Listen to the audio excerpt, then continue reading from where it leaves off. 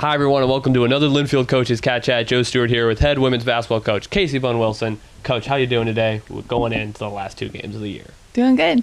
How are you? Doing great. I'm excited for the trip to Eastern Washington this weekend. Same. Always a fun one. Yeah. But let's get into your split weekend this last weekend. Started, unfortunately, with a loss at UPS. We know how good that team is, one of the best in the country this year. And you guys were hanging right with them out of the gate. It was a really back-and-forth first quarter, and much of that first half before Puget Sound goes on a 9-0 run right before halftime, and they kind of controlled the game from there. What led to you guys being able to be ready to go right out of the gate there, but then Puget Sound taking control? Yeah, I think a lot of factors went into it. Our mental state, I think, was the biggest one.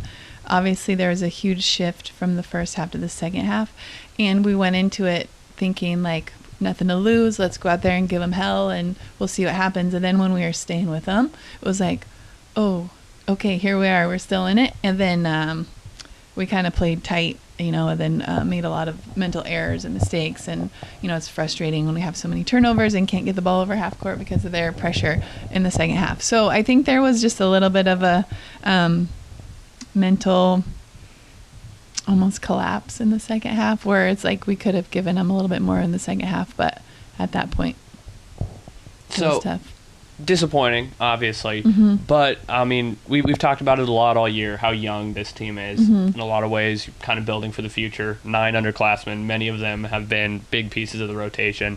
How valuable is it for this young team to kind of go through those growing pains now and see, oh, if we play like this, we can hang with the team, and also what they have to do to keep that up through 4 quarters? Yeah, I mean, that's huge. It's our biggest thing is playing full 4 quarters, and at halftime and then at the end of the game, I was like, we are good enough, we're talented enough to hang with any team in our conference, but are we experienced enough? Do we have that mental recovery time, as we say, to endure the whole 4 quarters? And not yet, but we will. And it was really good to see us compete at that level, for a full half.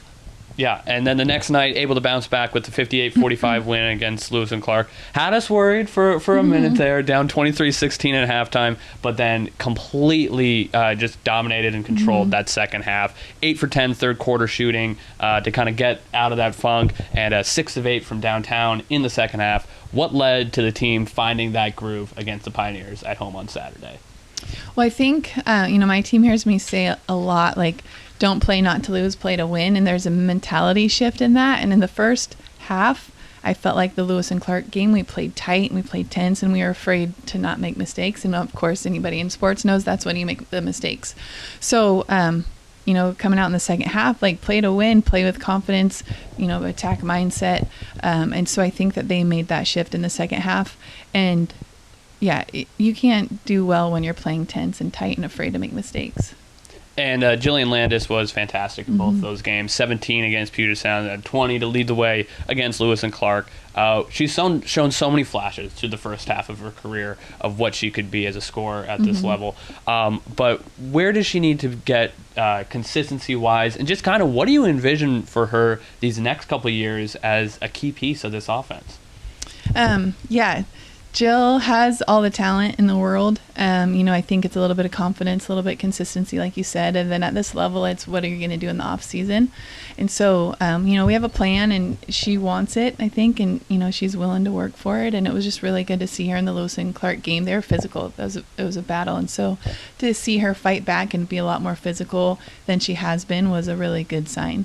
And you were able to send your seniors out with a win in their last home game of the year with that Lewis and Clark win. Jordan Worthington, Paige LaFountain, Alexis Field, and Janessa Iniguez have been through a lot in their career, have seen this program certainly evolve and go through some ups and downs, and obviously have to deal with the whole COVID situation as well. But this year, helping lead this team from a 1-win year last year to being right back in the thick of it in the Northwest Conference. What's this group meant to this program? Yeah, this group's been through a lot. They're a special group. On and off the court, they've shown great leadership. And we talked about this after our senior night game.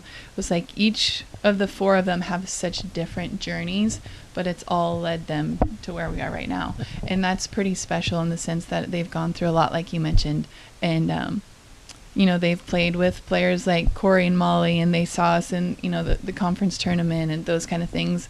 And so they've been on a roller coaster, but they've endured and they've grown a ton. Like, I think about them their freshman year and how they lead and how their work ethic and, continuing to build our culture and maintain it is huge. And so I want them to continue to realize as we go into this weekend, like, regardless of what you do on the floor, their leadership off the court has been invaluable to our program. And it's just, they're just a special group, and we're going to miss them. And, Janessa's coming back, so that's great. She's announced that.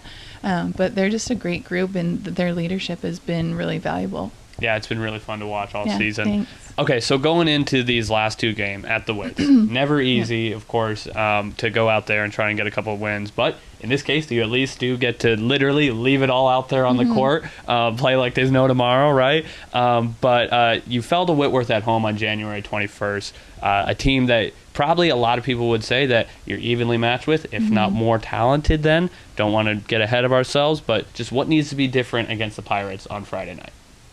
Well, they are a very good rebounding team, so we have to control the glass. They're doing some different things offensively, so, we got to combat that, play really good defense, keep people out of our key, take care of the ball.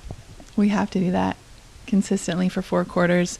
And it's tough. It's a tough road trip and a tough place to play, but hopefully our team brings it. Yeah, and then same kind of question for Saturday against Whitman. I mean, we know how talented that team is, how good they've been all year long, and how hard it is to get a win in Walla Walla.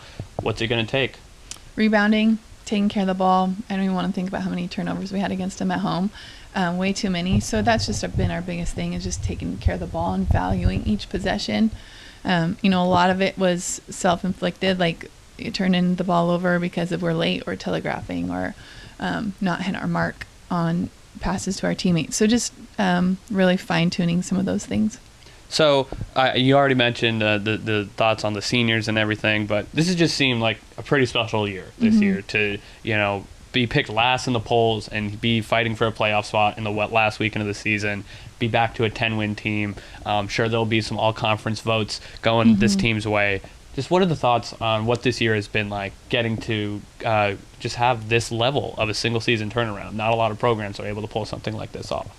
Yeah, well, our girls, I think, got tired of losing, and rightfully so. And it was a tough year last year, but we were so close in so many games that we saw the promise in it. And I think we grew a lot as a program, and obviously the players who are back have grown a lot. Obviously, they've gained experience. But I think last year we really focused on the little things with wins within each game and not so much the win-loss record. And so I think that kept us positive, kept us motivated, kept us going. And then thankfully this year in a lot of games it really paid off.